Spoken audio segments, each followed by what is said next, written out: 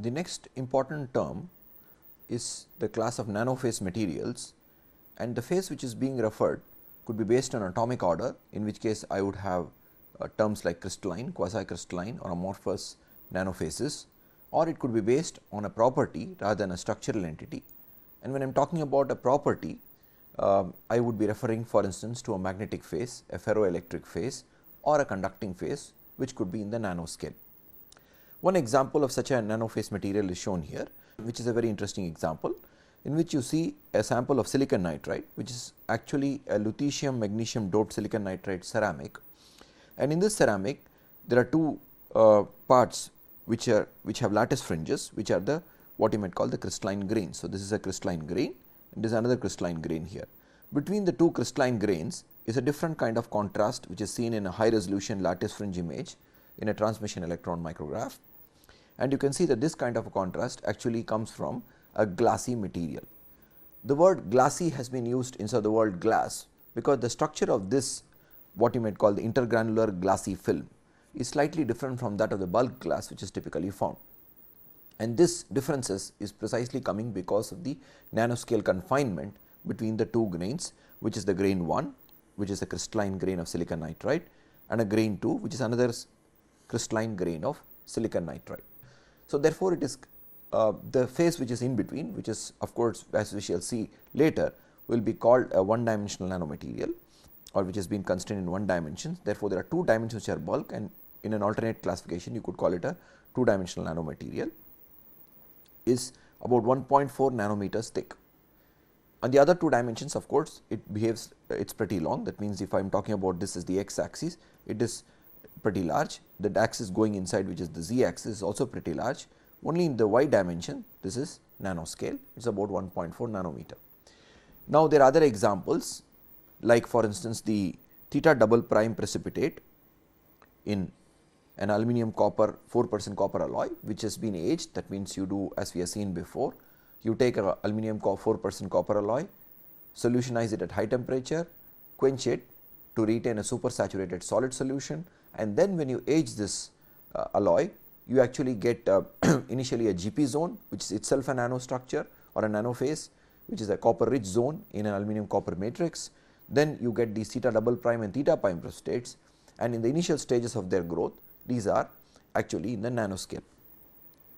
You could also have, as I pointed out, a classification based on a property, and you could have super paramagnetic clusters in an 90% zinc, 10% nickel ferrite. Therefore, when I am talking, to summarize this slide, when I am talking about a nanophase, this phase could be a phase defined based on a structural entity like a quasi crystalline and amorphous. It could be based on a property like in the case of a ferroelectric material or a ferromagnetic material, and as we shall see later, that this phase can be nano in one dimension, two dimension or three dimension. The example of three dimensionally confined clusters are the super paramagnetic clusters in nickel, 10% nickel ferrite. Now, some of the details of some of these phases like super paramagnetic phases and the amorphous grain boundary, which we have seen here, we will consider in detail later, but for now it is important to note that the definition of nanocrystallinity or nanoness is based on a phase, and therefore, here we are not actually considering the geometry like I would consider in the case of a nanostructure. So, there is the importance to geometry given here is less, its importance is given to the formation of a particular kind of a phase. Now, we can proceed to other examples or other classifications and other terms. One of the important ones is a nano composite. Now, we have seen that there is a class of monolithic materials and the class of hybrids. Sometimes the word hybrids is used synonymously with composites, but we have to be careful that composites is actually speaking a subclass of the hybrids, and we have seen some examples of hybrids like before, like for instance the example on the left hand side, where we have a fiber reinforced composite or a kind of a lattice structure, which is a composite or a combination of a pore and that is material and wear, or we could have certain laminates. So, these are examples of what we may call hybrids. And when I am talking about a nano composite, I am actually referring to one of these or at least one of these components being in the nanoscale.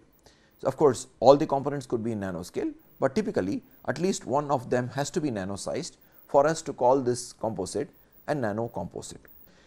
The reason, of course, we form these composites or hybrids is because we get a synergistic effect in terms of the properties, and therefore, I have enhanced properties, because the property being talked about is a specific property in a given context, but in general we have an enhancement in a specific property, and therefore, we have these hybrids which we engineer.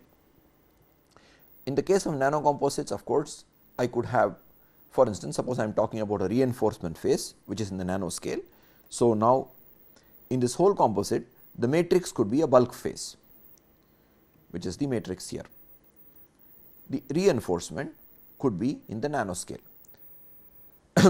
So, we have an example of such a real example of that on the right hand side. You see here, you see that this is actually an hot isostatically pressed sample, and in this sample you have a carbon nanotube reinforcement.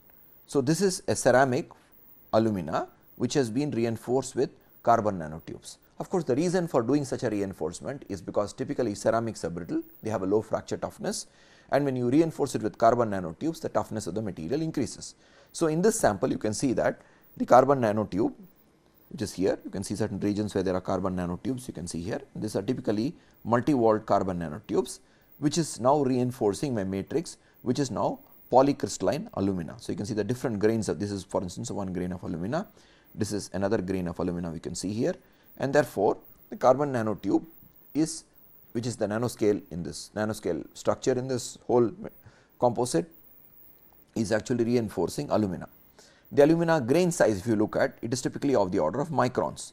So, therefore, the alumina is not nanostructured, it is only the carbon in the the carbon nanotube in the reinforcement which is nanostructured. And of course, this satisfies our condition for us to call it a nano composite, because at one of the phases at least is in the nanoscale. In any of the other examples, for instance, a composite like these, we will specifically take up a lattice structure in the coming slide, in which you have a what you might call a composite or a hybrid of air and material, and in this case again at least one of the two has to be either the air phase, which is the pore phase, or the material has to be in the nanoscale, and we will take up an example soon. In a laminate like this, for instance, you can see that there are two components. For instance, let me call the bright component A and the dark component B. It could so happen that A and B both are nanoscale, or at least one of A and B have to be nanoscale for us to call it a nano composite. We could also have reinforcements like nanoparticles of alumina in a nickel matrix. We could have nanoprotein layer sandwich between calcite layers in an abalone shell. So, these are all examples of what you may call nano hybrids or nano composites, and of course, we already know the clear difference between what is a hybrid and which subclass of these hybrids should be called composites. So, let me summarize this slide, that when we work with hybrids, we get certain important benefits. In the case of nanomaterials, if one of the phases happens to be in the nanoscale, not only we get the usual benefit we expect to get from a composite, but this benefit could be highly enhanced. And in the case of a composite, at least one of the entities has to be in the nanoscale. It could so be possible that all the entities or more than one entity is in the nanoscale, and nano composites are a very important from the point of view of applications and the enhancement in the properties. So, one such example was considered here, which is now an alumina 4-weight% carbon nanotube composite, which gives us good fracture toughness. We had talked about a composite of air and material, which we called a lattice structure, and of course, we have already differentiated this kind of a lattice structure from the lattice structure in the context of crystallography, and these hybrids or these hybrids which are lattice structures are a composite of matter and voids. And in the example, as you can see below here, this is now porous alumina, wherein the pore size is of the order of 75 nanometer. But if you look at the interconnects between the pores, that is also of the nanoscale, because now my pore size, which is here, these are my pores here, the black things are my pores, this is in the nanoscale, but additionally the interconnects, for instance, there is material between the two pores, that is also in the nanoscale. So, let me draw this in a little expanded fashion in the board. So, I have approximately hexagonal pores.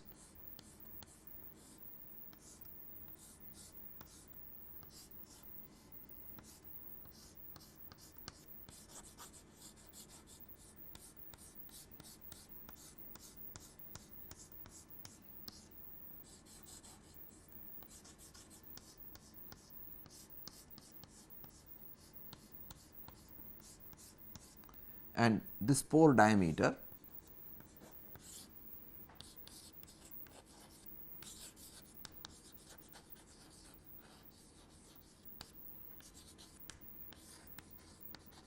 the nanoscale, but additionally these interconnects between the two, like this regime,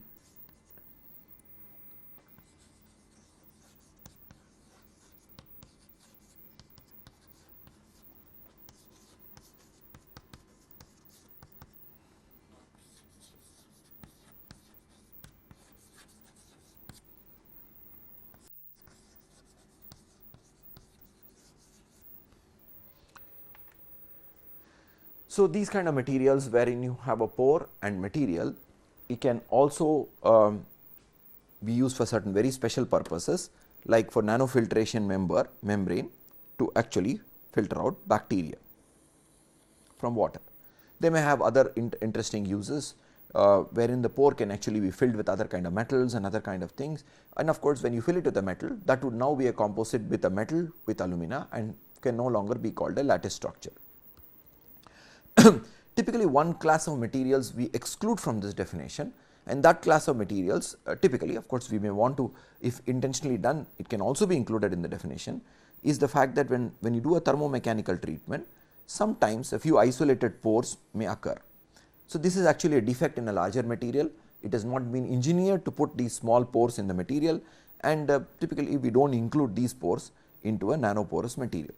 If you take an irradiated material and then anneal it, often the vacancies present in the irradiated material may come together to give a small void, which could be a nano void. This presence of these nano voids can alter the properties of the bulk material, especially if you are talking about a nuclear component wherein actually the component is actually being irradiated continuously.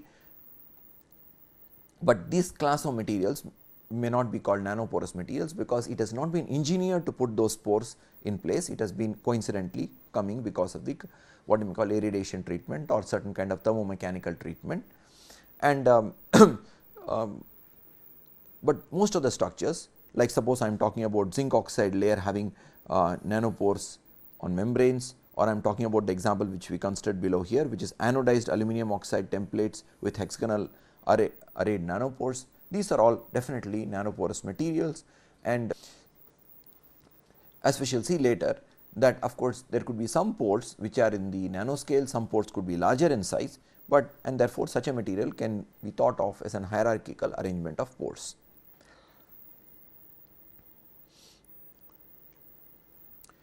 When you are talking about nanomaterials and nanostructures and the nanoscience, there are very many additional terms which have pervaded into literature. We are not going into each one of those in detail at present, but we have to remember that these additional terms can be understood in the background of all the terms we have described so far. Some of these terms I am listing here, for example, nanochemistry, nanomechanics, nanotribology. We will also talk a little bit more later about this, which is the field of nanoethics, nanofluidics, etc. The reason for emergence of these four fields, and therefore dedicated books, handbooks and journals to these fields, is the kind of interesting effects and phenomena which come about when we study material and processes and various kind of scientific disciplines at the nanoscale, and this has been some of the thrust reason why nanoscience and nanotechnology has grown over the years. We have considered, of course, a small set of some of these things which can be nano, but often we may not explicitly be stating them in a material, but in terms of their actual effect, some of the other things also could be nano, but we may or may not want to classify them as nanomaterials.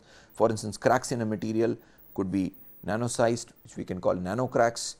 We could have actually surface steps in materials which could be nano-sized. Some of these surface steps you see here, and this is, it could be nano-sized. For instance, this is in hot isostatically pressed alumina, and in this hot isostatically pressed alumina you can see there are a lot of surface roughness and surface steps, and the step size could be of the order of nanometers. A modern tool which is of very important from the determination of mechanical behavior of nanomaterials is the tool of nano indentation, and the tool is very important because suppose I have a nanomaterial. For instance, I could be having a nanofilm on a substrate.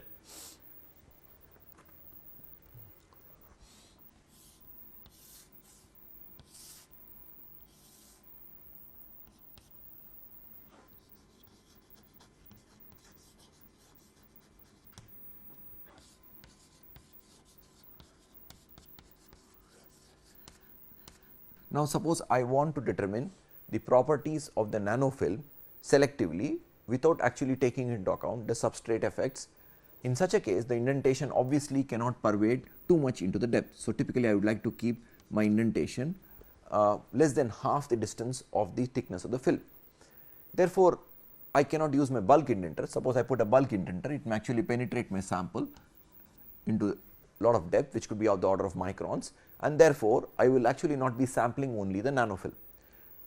Additionally, I cannot make a tensile specimen that easily from my nanofilm or use one of the standard tests like a fracture toughness testing only by studying making actually a large specimen. Therefore, now I am restricted because of the volume of material and the geometrical configuration of the material to do a test which is now my nano indentation, and here the depth of the indentation is typically of the order of nanometer.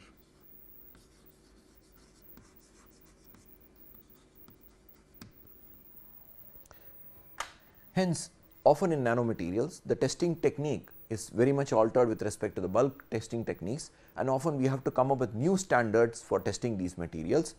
And in this example which we have considered here, we are talking about nano indentation, and in a nano indentation which has been shown here, we can clearly see that of course the diameter of the indentation or the dimension of the indentation on the surface is large, but the depth which is shown in the scale here is of the order of nanometer.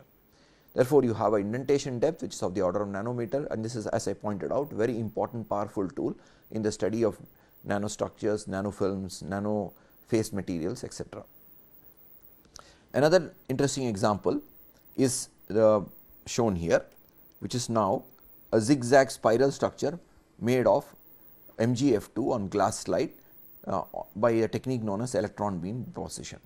In this technique, you can see that these are now MgF2 spiral like structures or zigzag structures which are growing. Each individual entity can actually be referred to a nanostructure. So, now if I am isolating this individual entity here, this itself is a nanostructure because it has a very specific geometry and its geometry happens to be in the nanoscale.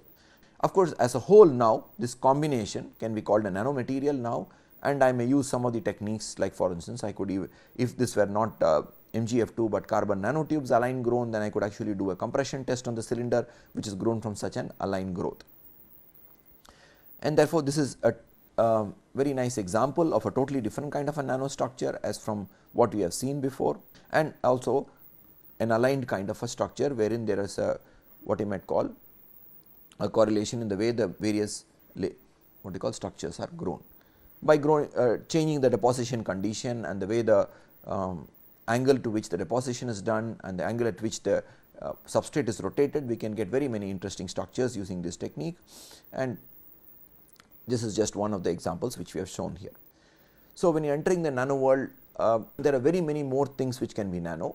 We will deal with some of them as we go along, but it is important to note that some of these are by choice, like for instance when you are doing a nano indentation, or we are growing a layer like this, the zigzag spiral layer, but sometimes it is just coincidental that you may have a crack in a material which is nano sized and you may want to call it a nano crack, because now it is confined within, for instance, a certain phase which is of the nanoscale dimension, or you could have a coincidental nano surface steps which is which one may think that actually has not been engineered to be so. Before we have exposed ourselves to quite a few nano terms now, and we have to be a little careful in understanding what is nano in nano. We have seen, for instance, in a previous example that in this sample everything is not nano. For instance, if I am talking about this nano composite, everything is not nano. it is only a specific entity in the structure which is nano. And do the properties of this material deviate from that of the bulk material is another question which we may want to ask.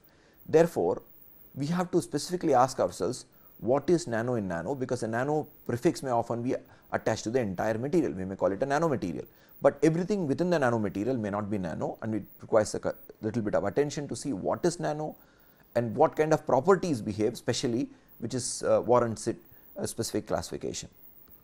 So, let us take up a few of those, and some examples we are considering here to see clarify the point that what can be nano in nano. A collection of freestanding fullerene molecules is, of course, each one of those molecules is a nanostructure, and in this case each one of those entities in the collection is also a nanostructure. Therefore, this is a very simple thing to identify what is nano there. We could have a collection of freestanding diamond crystals, these are all just nanocrystals, and in this crystal we can visualize a collection in which some crystals are nano size and remaining are larger. Therefore, now you might have a bimodal distribution of sizes, wherein some are in the nanoscale, some are in the micron size, some could even be larger, and for instance, we could have a collection of two different types of crystals, say diamond crystals and sodium chloride crystals, wherein the diamond crystals are in the nano size and the sodium chloride crystals are larger in size, and we should be very clear that which is the crystal which is nano size, because often in such a mixture or such a aggregate, the specific property may be arising only from one of the two entities in the collection. We can also visualize micron sized particles which are an assemblage of nanocrystals.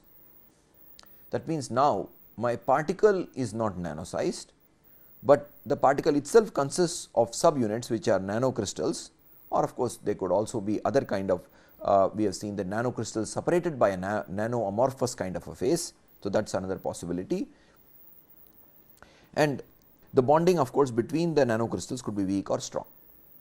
Like in the example we had considered here, suppose I were to test the fracture toughness of such a material or try to do an impact test, typically one finds that the crack would tend to propagate through the glassy layer.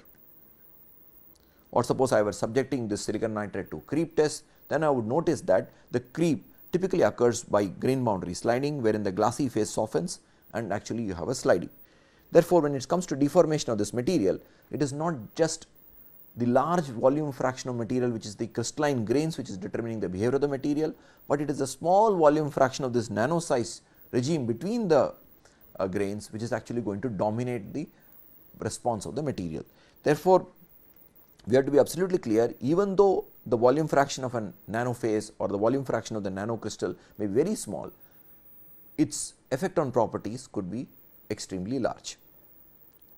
An extension of these kind of the concept of collection of nanoparticles is the case of a polycrystal with nano sized grains.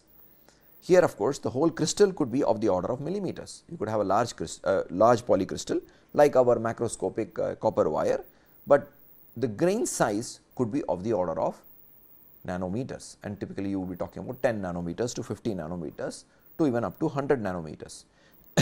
And we shall see later that what are the techniques by which such kind of what you call a nano structured polycrystal may be produced. I can name a few for instance for now, for instance high pressure torsion or severe plastic deformation techniques like EQ channel angular pressing, but we could also end up producing a nano polycrystal in which not all the grains are in the nano size. There could be again a bimodal distribution of grain sizes or a larger distribution of grain sizes in which you could have an extending. So, if I am plotting my frequency versus grain size,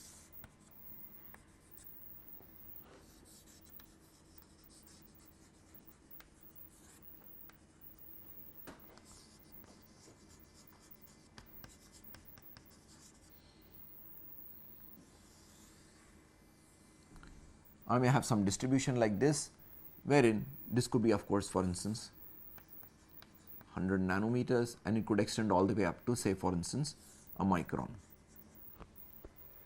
So, only these crystals are typically in the nanoscale regime which are lying here, but if the processing condition is very drastically different from the one I am describing here, you may end up even producing a bimodal distribution.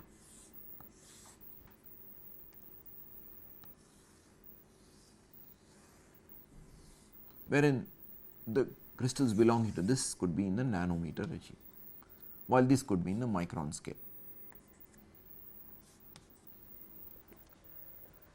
Therefore, again when I am talking about a nano polycrystal, I have to be clear that what is the component which is in the nanoscale, and here it is the grain size, and not that all the grains need to be in the nanocrystalline regime. It could be only a small fraction of the grains which are actually in the nanocrystalline regime, or it could be that we end up because of the processing condition into a bimodal distributions, wherein one set of grains could be in the nanocrystalline regime, and it could so happen if I am talking about a multi-phase material, then one of the phases which is now in this distribution regime, which is now my distribution regime in the left. So, this could typically be one of the phases,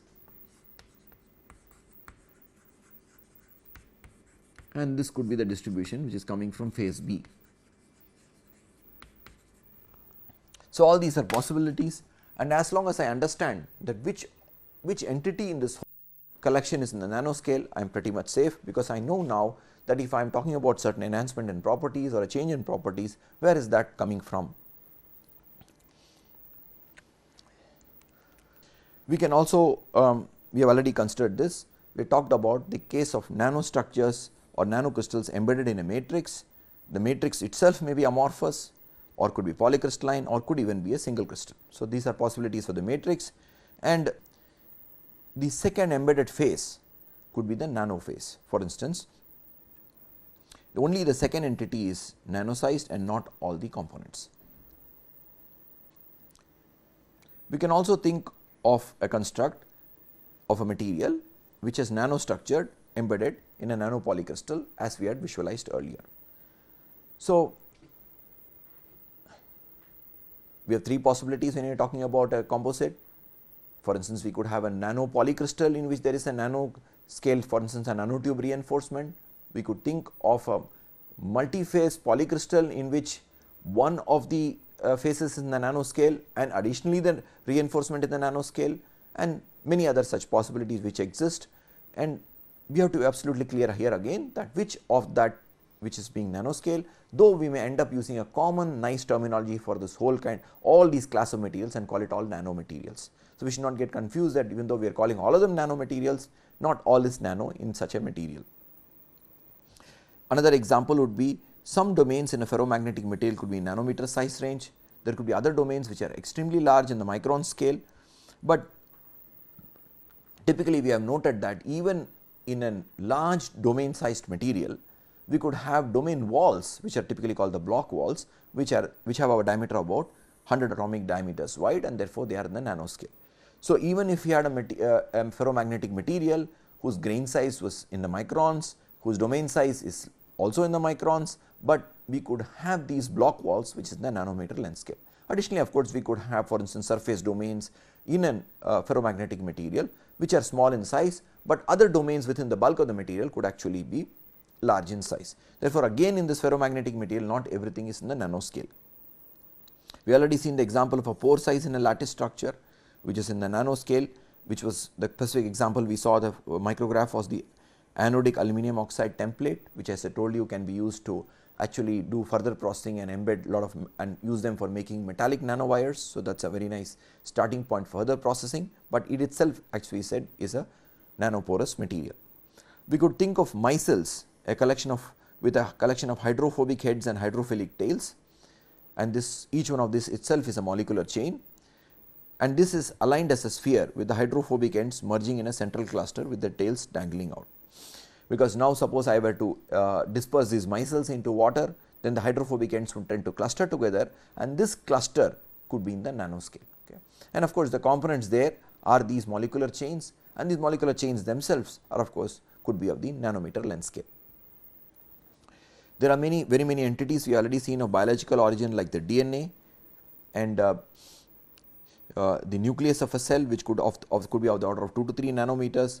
The virus, for instance, many of the viruses are also in the nanoscale, and people have actually crystallized these viruses, and they could be in the nanoscale. Cell walls could be in the nanoscale, but cell itself is not a nanoscale entity. Typically cells in the what you may call the human beings are pretty large, most of the cells, but some entities of cells themselves, as we have seen here, the cell walls, the DNA, etc., could be in the nanoscale.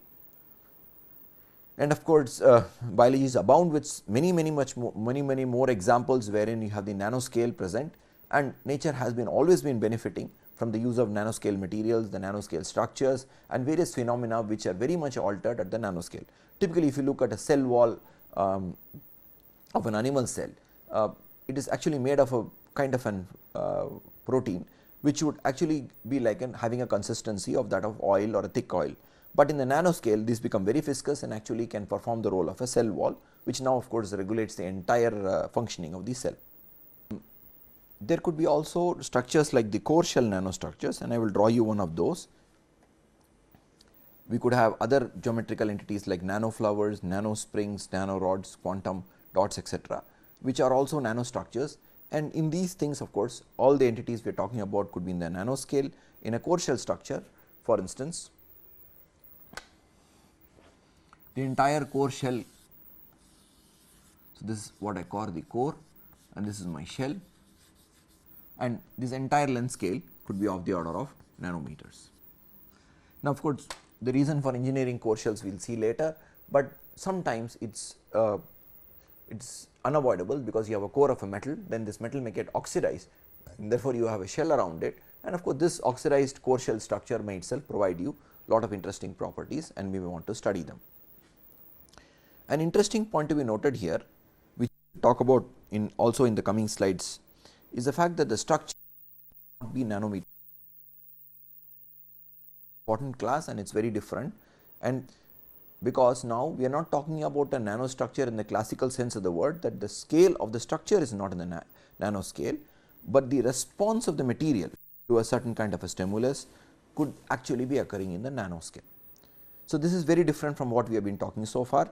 An example could be when, and we will reconsider this example very soon, that when current is driven through micron sized rods, it may behave like a nano sized conductor. And of course, this is observed for very specific systems and under very specific conditions, and many of the conductors we are talking about actually are conductors. Draw a schematic of this process. So, I actually have a micron sized conductor.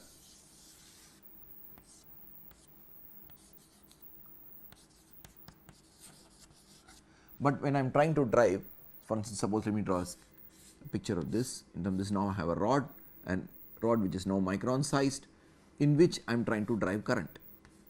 It so happens now I am looking at this cross section here,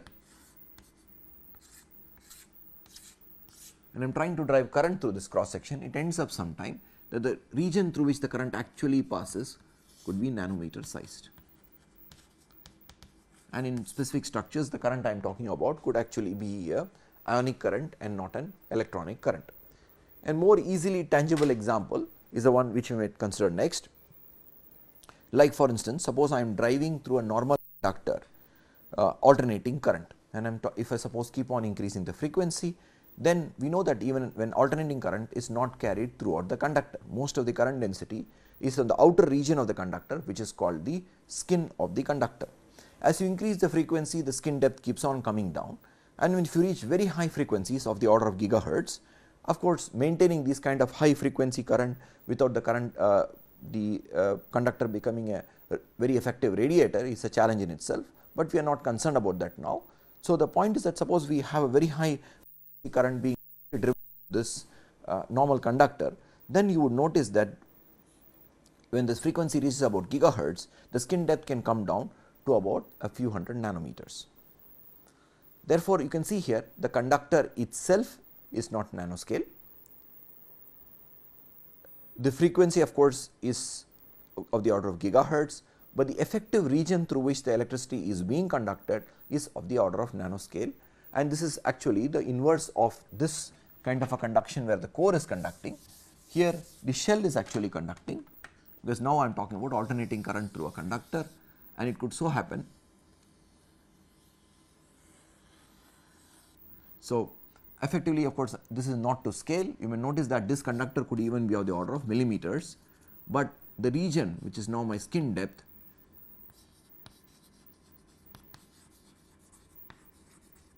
could be of the order of hundreds of nanometers.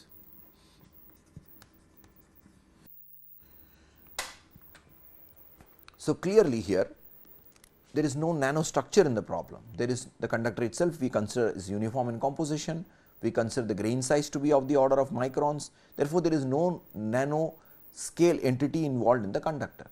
But the response of the conductor is as if this material was a small shell, which is now of the order of nanometers or a few hundred nanometers.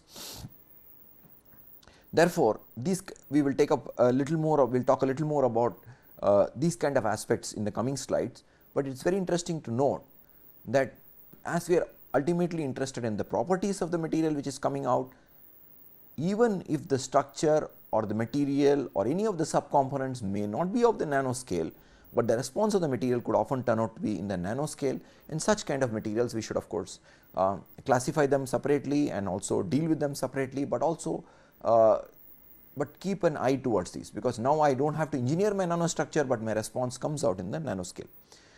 One other class which we may want to mention here, which we have briefly considered here, suppose we go back to a few slides and we see the surface, this can be thought of as roughness at the nanoscale.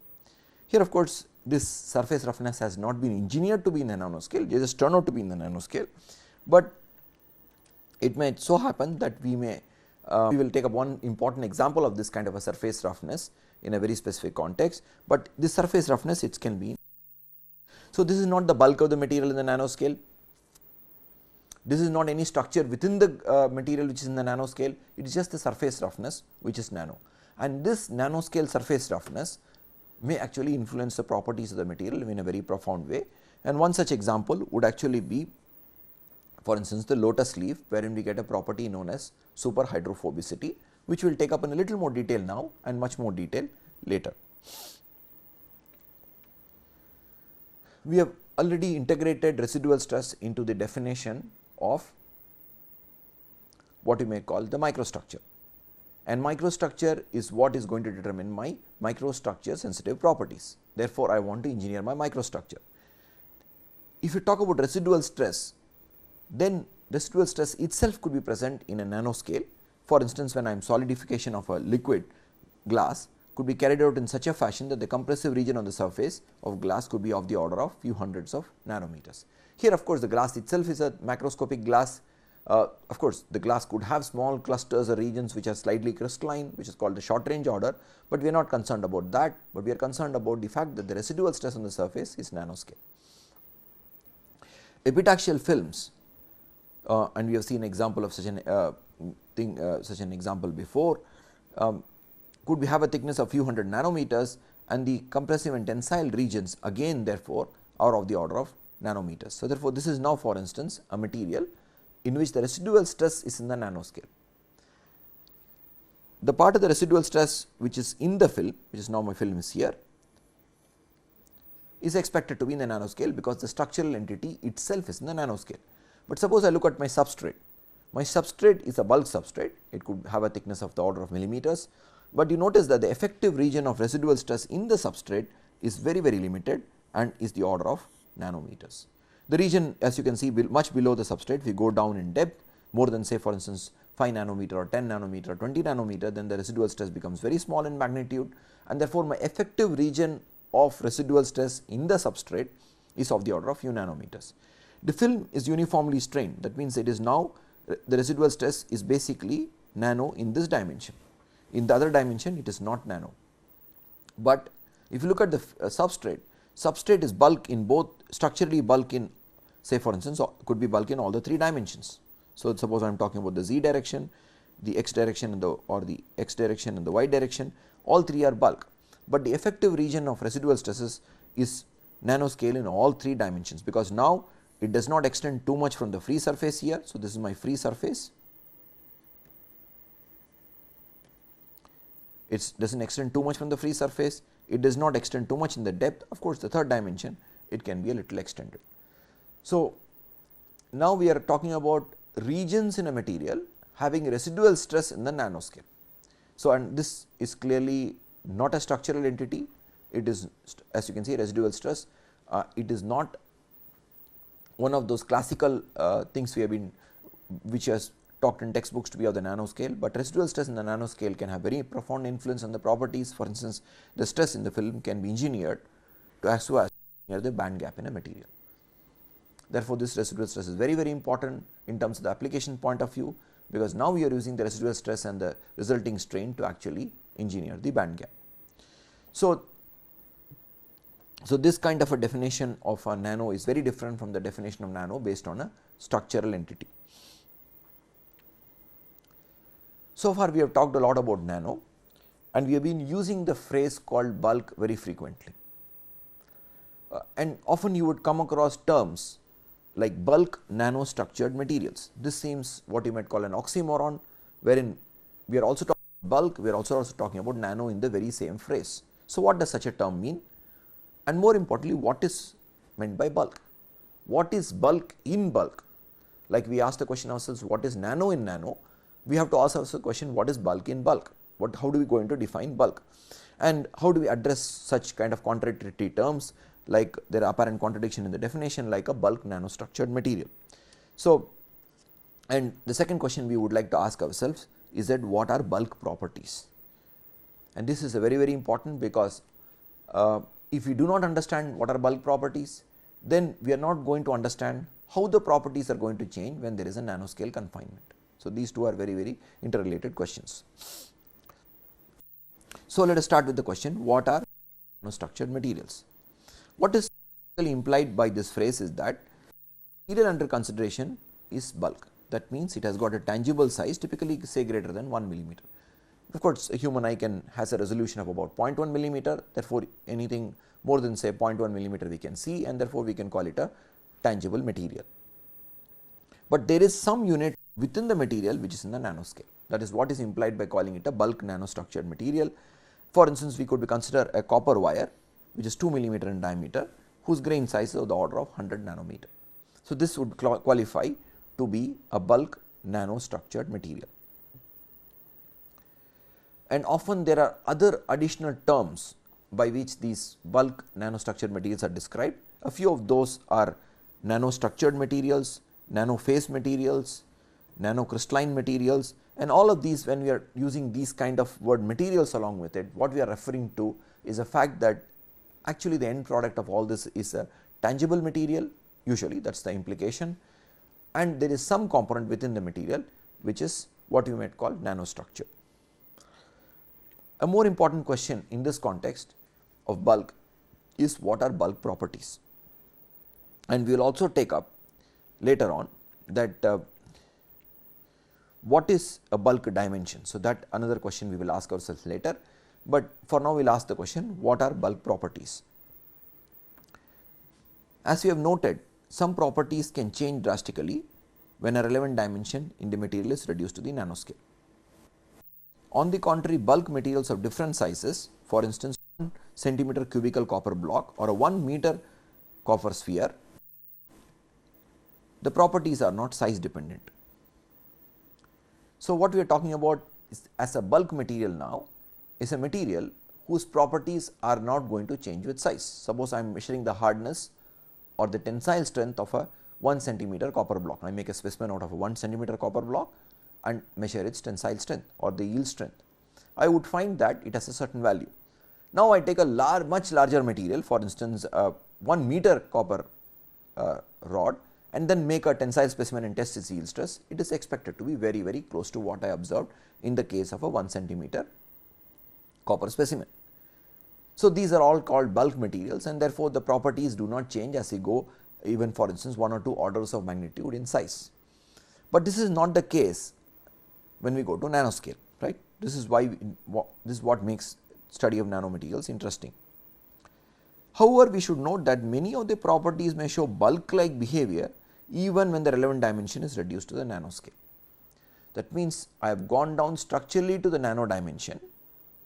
I am now completely within the logical definition of what we may call a nanomaterial, but I am not getting any drastic change in properties. Of course, there might be some change in properties, but there is no drastic change in properties which warrants its study in detail. For instance, if I am talking about refractive index or electric permittivity, and many classes show that even when you reduce the size of the sample to a few hundred nanometers, you would notice that the property has not changed much, and therefore, we could be in the nanoscale, but we may not get a property which is of the nanoscale or any special property, and therefore, we may want to call this a bulk property. So, even though the material is not bulk material, we may want to call it a property as a bulk property, and we may want to feed in the for instance, the refractive index that corresponding to a bulk material. And often we will notice that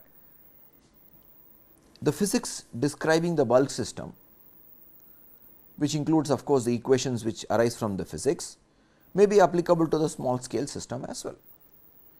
So, we may be talking about a very small scale system like a 5 nanometer by 5 nanometer by, or maybe let us take a little larger size, maybe 100 nanometer by 100 nanometer, 100 nanometer plate or a block, or 100 nanometer by 100 nanometer by 50 nanometer plate, and I may well find that the equations and the physics may be very similar to that in the bulk material. One such example could be, for instance, the stress field of an edge dislocation. So, I know that my stress field of an edge dislocation in a bulk material, of course, this is now my dislocation in infinite material. There are similar equations describing the stress field for a finite material. I can take, for instance, for a finite cylinder, and I take my equation from linear theory of elasticity of bulk materials and try to apply it, for instance, to some of the materials which is of the order of hundreds of nanometers. Then I would notice that stress field is very accurately describing, the equation is very accurately describing or very closely describing the stress field present in the nanoscale material as well. Therefore, I do not need equations to describe my stress field in a plate which is, or in a block of material which is about a sphere, for instance, of about 200 nanometers.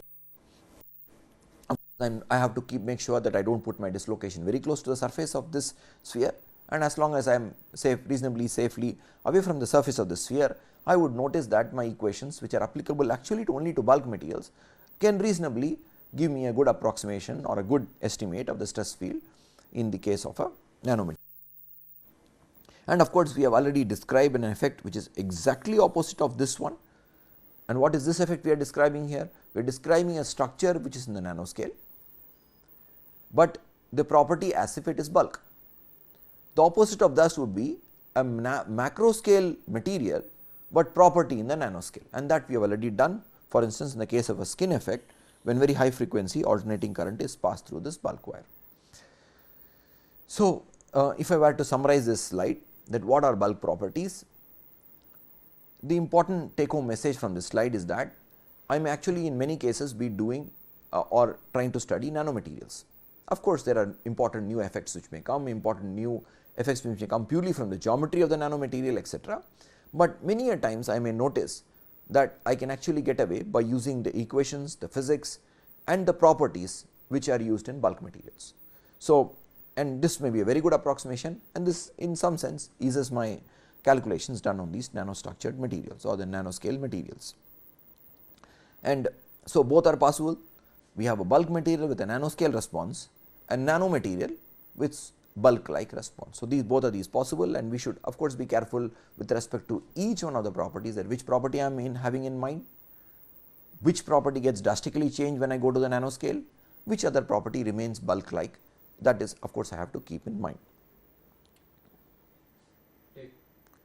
The standard way of classifying nanomaterials and nanostructures is based on the dimension. So, this is a formal standard way of classifying nanostructures and nanomaterials, and let us take up that next.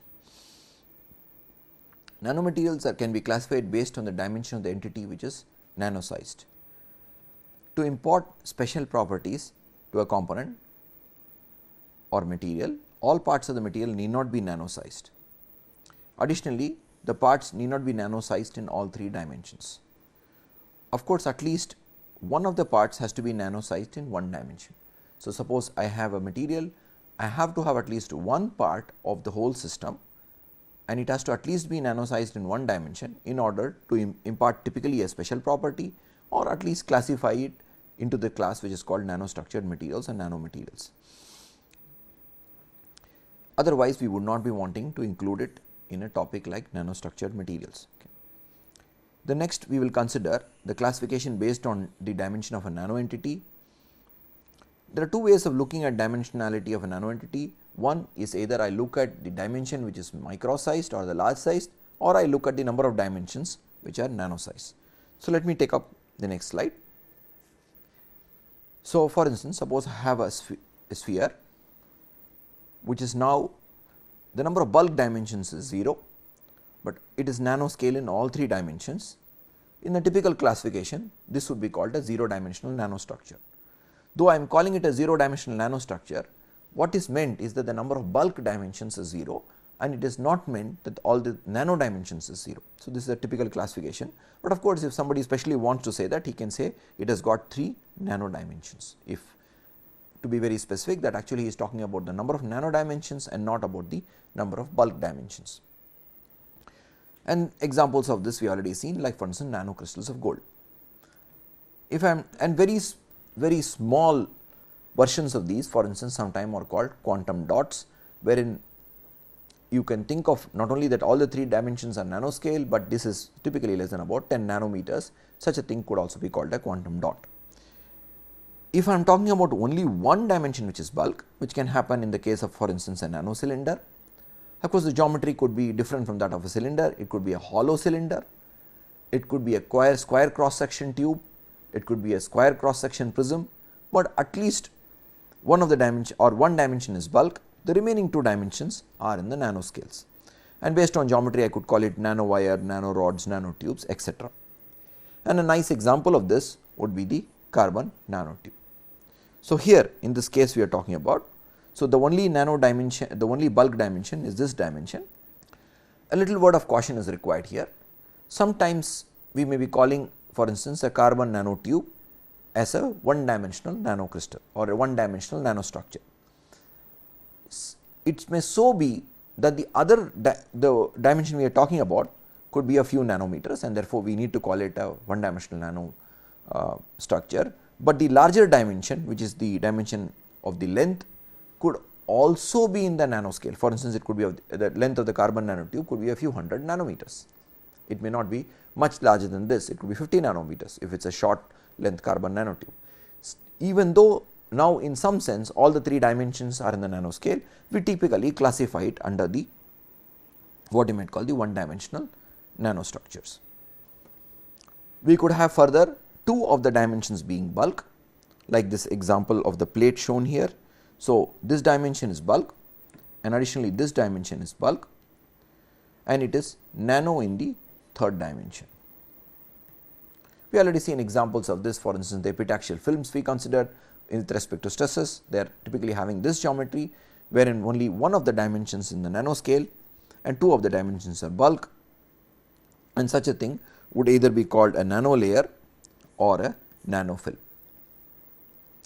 Instead of having silicon germanium on silicon, we could think of other kind of epitaxial systems like indium gallium arsenide on gallium arsenide, or thin layers of coatings which are not coherent with the matrix, but in all these cases, if one of the dimensions is in the nanoscale, we call it a 2 dimensional nanostructure. Of course, the other extreme of a 0 dimensional nanomaterial or a nanostructure would be actually a bulk material, which in some sense we can call it a 3 dimensional material, which is actually has no bulk, no nanoscale dimension, and this is the other extreme, and therefore, this is what we call the bulk material. And for now simplicity, we take an example like a single crystal of silicon, which is in the bulk.